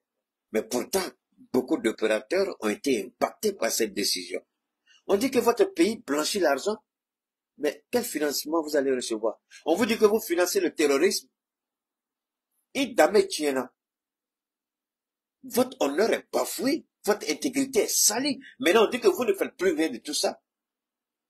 Maintenant que vous êtes restauré dans vos droits, dans votre dignité, votre honneur, et on fait ce comme il n'y a rien.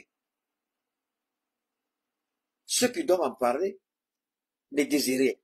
Et le ministre qui est en charge de ceux qui doivent en parler, qui ne parlent pas, le ministre lui trouve qu'il n'y a pas de problème. Mais attendez, quels sont les collaborateurs du ministre? Pour dire que certaines informations, bon, déjà, Dieu a scellé ma bouche, c'est bon, donc, Ivoirien, voilà une situation, ça là, c'est en Côte d'Ivoire, là, subhanallah. Tu parles pas de ça, là, demain matin, tu vas au bureau, tu as quel bureau? Tu n'as plus de bureau ici. On dit, la clé de la voiture, il faut donner. Tu n'as plus de bureau, c'est taxi, t'apprends pour rentrer chez toi. On va insulter Ouattara, mais s'il y a une chose que Ouattara s'amuse pas avec ses communications. Alors donc, en Chine, alors donc, on continue, et puis, maintenant,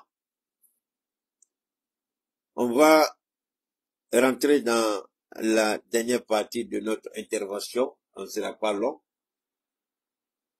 Ce qu'il faut retenir au niveau de l'AES, nous ne sommes contre personne. Nous n'attaquons personne. Nous n'insultons personne. Nous ne dénigrons personne. Nous pensons en toute honnêteté que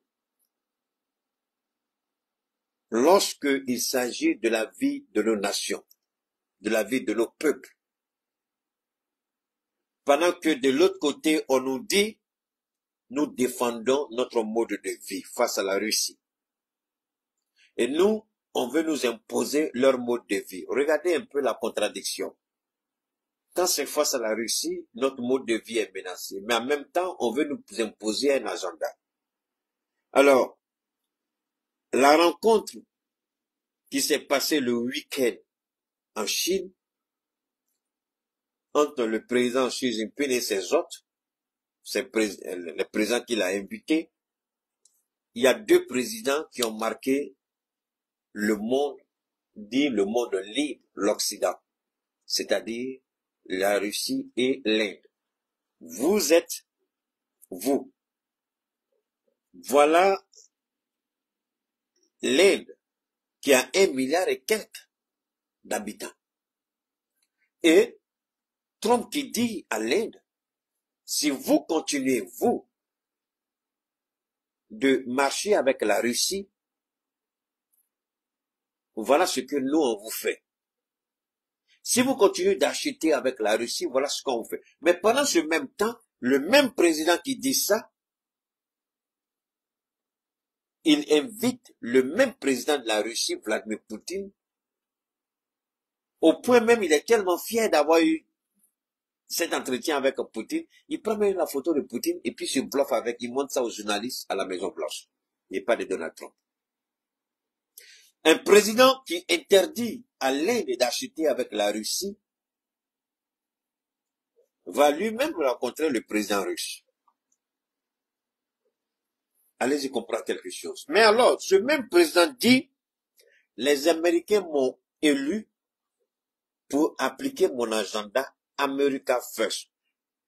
Le premier ministre indien dit, l'Inde est ma priorité. Alors, ici au sein de l'AES, nous avons 3 piliers sur lesquels reposent toutes les actions gouvernementales. 1. Le respect de la souveraineté du Mali. 2. Le respect des choix stratégiques du Mali. 3. La prise en compte des intérêts vitaux du peuple malien. Et d'ailleurs, ce sont ces 3 éléments qui guident toutes les actions au sein de l'AES avec les 3 pays. Le Burkina dit la même chose, le Niger dit la même chose. Alors, est-ce que demain, si Trump vient à nous et nous demande, oh, balayez du revers de la main les 3 piliers de votre action gouvernementale et j'impose mon agenda. Vous croyez réellement que c'est ce que nous allons faire? Non. Et c'est ce que la Russie, la Chine et l'Inde. Dieu merci. Ce qui s'est passé et qui semble être anodin vient de dessiner, vient de reconfigurer la stratégie économique du monde. L'ordre nouveau qui était en gestation est né, mais pas dans les excitations des grandes déclarations, mais cet ordre nouveau est né puisqu'il a pris forme et les choses sont en train de se mettre en place. Désormais, ces pays-là qui étaient présents en Chine, ils n'ont plus besoin du dollar pour faire leurs transactions. Mais ils ne disent pas, abandonnons le dollar, rejetons le dollar. Si les Américains viennent avec le dollar, ils prennent le dollar. Si les Européens viennent avec le dollar, ils prennent le dollar. Mais entre eux, le dollar n'est plus imposé comme monnaie mondiale d'échange. Puisqu'ils ont mis en place tous les systèmes pour faire les transactions sans jamais passer par les Américains. Et aujourd'hui, une dernière fois aujourd'hui, les Américains sont en train de payer parce qu'ils sont en train de perdre. Et ça rend Donald Trump fou. Il a cru que le nom Amérique signifiait grand chose pour ces gens-là. Ça, c'était avant, mais pas aujourd'hui. Ça, c'était avant, pas aujourd'hui. C'est pourquoi beaucoup sont en train de parler de la création de la monnaie AES. Effectivement, cette monnaie est née. On dit on est en train de créer. Non, non, non, la monnaie est née. Ne confondez pas la création de la monnaie et la mise en circulation de la monnaie. C'est pas la même chose. Je suis pas économiste, mais il n'y a pas un économiste qui pourra vous dire le contraire de ce que je vous ai dit. Créer une monnaie, c'est mettre en place les leviers, les instruments pour gérer cette monnaie. Et les instruments ont été créés. Les simulations ont été faites. Tout ce qui reste maintenant, c'est la mise en service de la monnaie. Sur quoi va reposer la monnaie? Le panier de devises, ça a été déjà trouvé. Au Mali, on sait désormais sur quoi doit reposer la monnaie. Au Burkina, on sait. Au Niger, on sait. Donc, c'est pas des choses on est en train de chercher à savoir. Non, non, non. La monnaie, je le dis, je le confirme. La monnaie de l'AES est déjà créée. Le nom, je ne sais pas. Mais la monnaie existe déjà. Je vais vous dire une autre chose qui va vous surprendre. La rencontre qui s'est passée en Chine, ils ont mis en place une banque qui n'est pas la banque des BRICS, mais qui va travailler directement avec la banque des BRICS. C'est une banque d'investissement, donc, qui permet à chaque pays, les pays qui étaient là, de ne plus aller frapper à la porte ni de la Banque mondiale, ni du Fonds monétaire international. Qui nous tue, qui nous détruit, qui nous piège, qui nous scelle dans l'endettement exponentiel.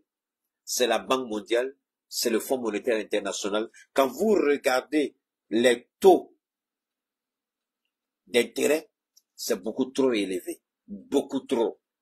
Alors, la Banque mondiale ne fera pas de faveur au Mali parce que le Mali est un pays pauvre, selon eux, ou une faveur au Burkina, le Burkina est un pays pauvre. Non. Et d'ailleurs, la Banque mondiale dit, les prêts qu'on fait, c'est avec des conditions. Et ces conditions-là, est-ce que ces conditions prennent en compte les intérêts du Mali? La souveraineté du Mali? Le choix stratégique du Mali? Il appartient aux autorités maliennes burkinabées d'Israël de regarder dans quelles conditions, désormais, demander l'argent à la Banque mondiale ou au Fonds monétaire international. Mais ce qui est intéressant, c'est que l'AES a déjà créé sa propre banque. La banque n'est pas encore opérationnelle, mais elle est déjà créée parce qu'il faut apporter un certain apport, un certain capital pour que la banque soit opérationnelle. Mais attention, cette banque, je vais vous dire une chose qui peut-être va vous choquer encore. La banque, c'est vrai que c'est la banque de l'AES, mais l'Arabie Saoudite peut être actionnaire à cette banque. La Russie peut être actionnaire dans cette banque. La Chine peut être actionnaire dans cette banque. La Turquie peut être actionnaire dans cette banque. Le Venezuela peut être actionnaire dans cette banque. L'Afrique du Sud, l'Argentine, le Brésil, tous ces pays-là, Cuba, peuvent être actionnaires dans cette banque. Donc, la banque ne sera pas exclusivement la banque de l'AES, mais puisque c'est une banque qui a besoin d'argent, est-ce que la banque va fermer la porte au Brésil, à la Chine, autant pour... Excusez-moi. Est-ce que la banque va fermer la porte au Brésil, à la Chine, à l'Argentine, à la Russie, à l'Inde, qui veulent investir dans cette banque? Est-ce qu'on va leur fermer la porte? Pas du tout. Donc, ce que les gens essaient de vous dire en manipulant, c'est parce que les gens sont pas honnêtes dans la présentation des choses, mais c'est fait à dessein. Présenter un narratif qui va créer la psychose au sein de la population.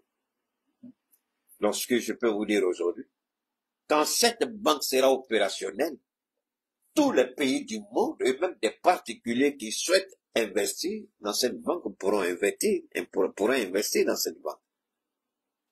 Alors donc, je le dis une dernière fois, j'ai l'impression que, non, donne-moi une seconde, rapidement.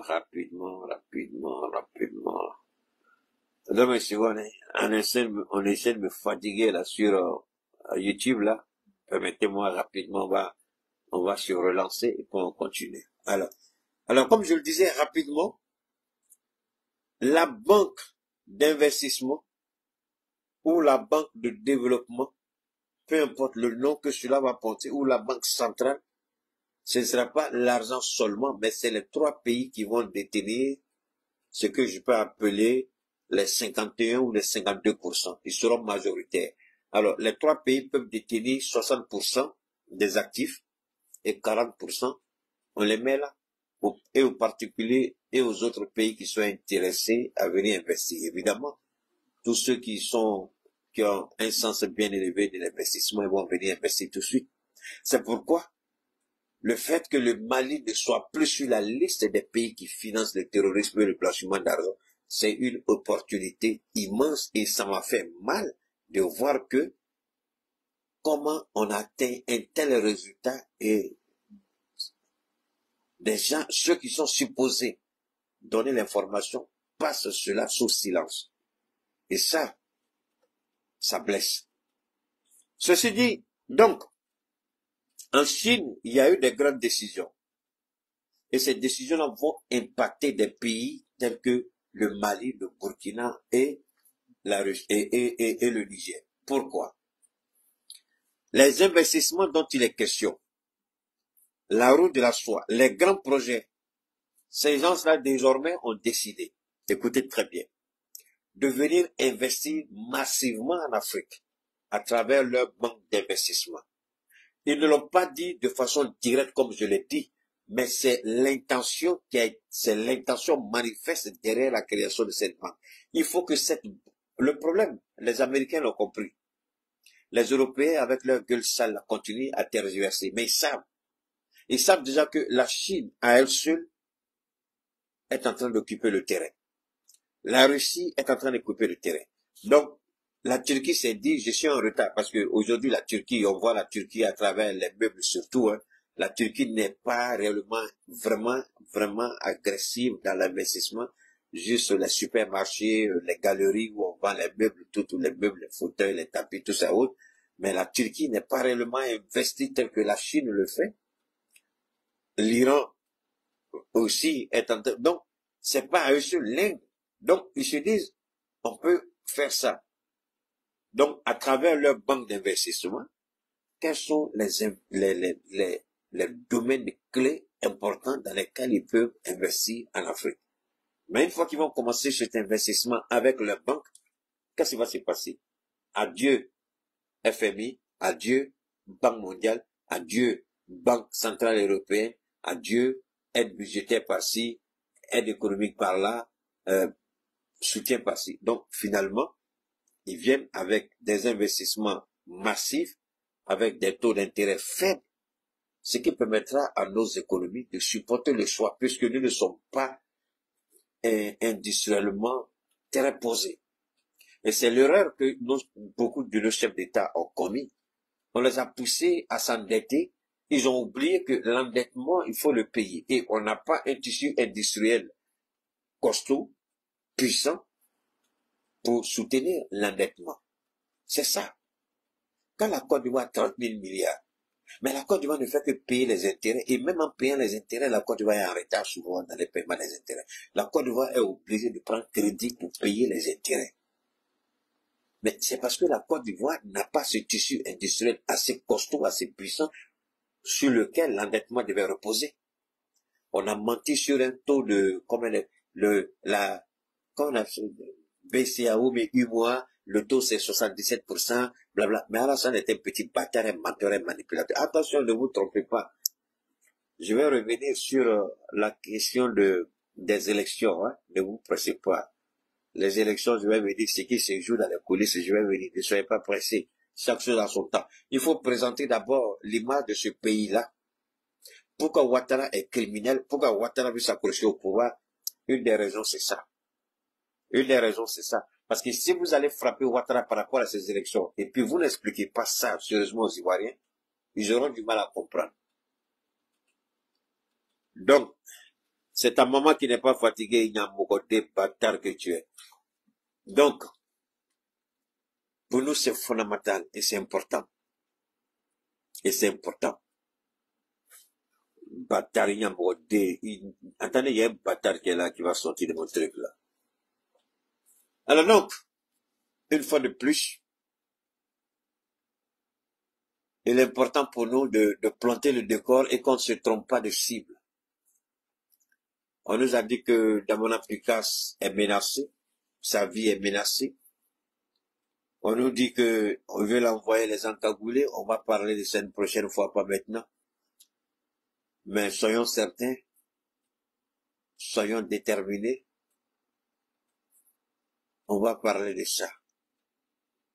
On a vu déjà des informations qui ont fuité en disant que il y a des erreurs qui ont été commises volontairement dans l'objectif de disqualifier telle ou telle personne. Et vous voyez, c'est la clôture de notre intervention. Ce qui me fait rire, quand il s'agit d'exclure des Ivoiriens, c'est là que vous voyez les institutions ivoiriennes si celui qui veut, et puis on lance des avis aux Ivoiriens.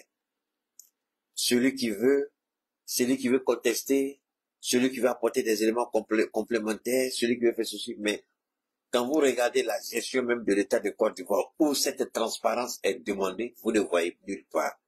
Mais parce qu'on sait qu'on a instrumentalisé des gens à qui on a donné des informations, certaines preuves fallacieuses pour juste nuire au bon déroulement du scrutin électoral. C'est ce à quoi on a assisté une première fois. Et maintenant, le Conseil constitutionnel veut jouer à ce jeu-là aussi en disant ceux qui veulent. Mais ce n'est pas à vous de le dire. Si les Ivoiriens lisent leur constitution, ils savent ce qu'ils doivent ou doivent pas faire. Maintenant, on a l'impression que vous ouvrez la boîte du Pandore. Mais quand ils ont dit ça au niveau de la CEI, quand les gens sont allés contester la nationalité de Ouattara, est-ce que ça a été pris en compte? Non. Vous dites ça encore, on va le contester la nationalité de Ouattara, est-ce que vous allez prendre ça encore? Est-ce que Ouattara, c'est une fois démarqué, ou est-ce que Ouattara a renoncé à sa nationalité de Burkina? Non. Jamais il l'a fait. Jamais.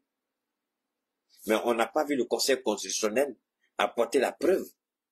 Alors que nous tous, on sait que Ouattara, mais on va voir ce document béton, on va voir ce document béton, pour prouver qu'Alassane Ouattara a toujours été burkinabé. Et qu'avec son mariage avec sa femme là, le même article de loi qui dit qu'il frappe au Thiam, mais Ouattara est frappé par le même article, avec sa femme Barbara Davis là, je crois, la mère de ses deux enfants là, David et puis sa petite sœur. Et Ouattara ne s'est jamais, il n'a jamais apporté la preuve, mais pourtant c'est un menteur pathétique et pitoyable. C'est pourquoi il est important, puisque le Conseil constitutionnel veut ouvrir cette brèche, ouvrir la boîte du Pandore. Il est important que les Ivoiriens aussi, puisqu'ils vont mandater des gens pour essayer de nuire à la crédibilité et à l'honneur et du président Gbagbo et du président Tidjane Tcham. Mais alors que de l'autre côté aussi, qu'on mette tout en œuvre pour avoir des informations crédibles, des documents crédibles aussi qu'on va déposer à la CEI, au Conseil constitutionnel contre Ouattara lui-même. Il faut le faire. S'il veut nuire, il faut aussi le nuire. Il faut aussi apporter la preuve que Ouattara s'est prévalu d'une autre nationalité et que Ouattara n'est pas, on dit, ton père et ta mère doivent être ivoiriens, eux-mêmes ivoiriens. Mais le papa de Ouattara, il n'est pas ivoirien. Moi, est-ce que c'est parce que moi, mon père a été en Côte d'Ivoire qu'il a eu la nationalité que mon père va dire qu'il est 100% ivoirien? Ou bien moi, je vais dire que je suis 100% ivoirien. Mais je dois être bête, idiot, pour croire que moi, je suis pas 100%. Non. Mon père a eu l'origine. Mon père est malien. Donc, quand tu oublies qui tu es, d'où tu viens, c'est facile de faire ces genres de bêtises-là. Et moi, je pense que on peut aussi apporter des éléments qui contredisent tout ce que le Conseil, tout ce qu'ils ont fait en 2020. On sait ce qu'ils ont fait en 2020. Il faut contredire ça. Il faut apporter la preuve. Donc, s'ils veulent utiliser des gens pour salir l'opposition, écoutez, que du côté de l'opposition, qu'on mette en place des documents béton aussi, qu'on va déposer à la CEI, au Conseil constitutionnel contre Ouattara lui-même. Là, en ce moment, on voit ce qu'ils vont faire. Parce que même si vous dites ça, ils vont dire, ah, mais personne n'a apporté quoi que ce soit. Personne n'a contesté la nationalité de Ouattara. Donc, si personne n'a contesté, pourquoi voulez-vous que nous, on fasse ça? Les gens vont nous dire, et puis nous, on va dire quoi? On n'aura pas de mots à dire. On n'aura rien à dire. Ils auront raison. Donc, au lieu de rester à gesticuler, à crier sur les réseaux, si on a des informations crédibles sur Ouattara, qu'on amène ça aussi au Conseil constitutionnel. S'ils vont déposer quelque chose contre Thiam, s'ils vont déposer quelque chose contre Gbagbo, qu'on dépose quelque chose aussi contre Ouattara. Et puis, ce qu'on a déposé contre Ouattara, on publie pour que le monde sache qu'on a déposé quelque chose contre Ouattara. Et nous allons voir, dans ces conditions, qu'est-ce que le Conseil constitutionnel va faire. Donc, vraiment, heureux d'avoir été à votre compagnie, heureux d'avoir partagé avec vous. On garde le contact. Merci infiniment à toutes et à tous. Salam alaikum wa rahmatullah.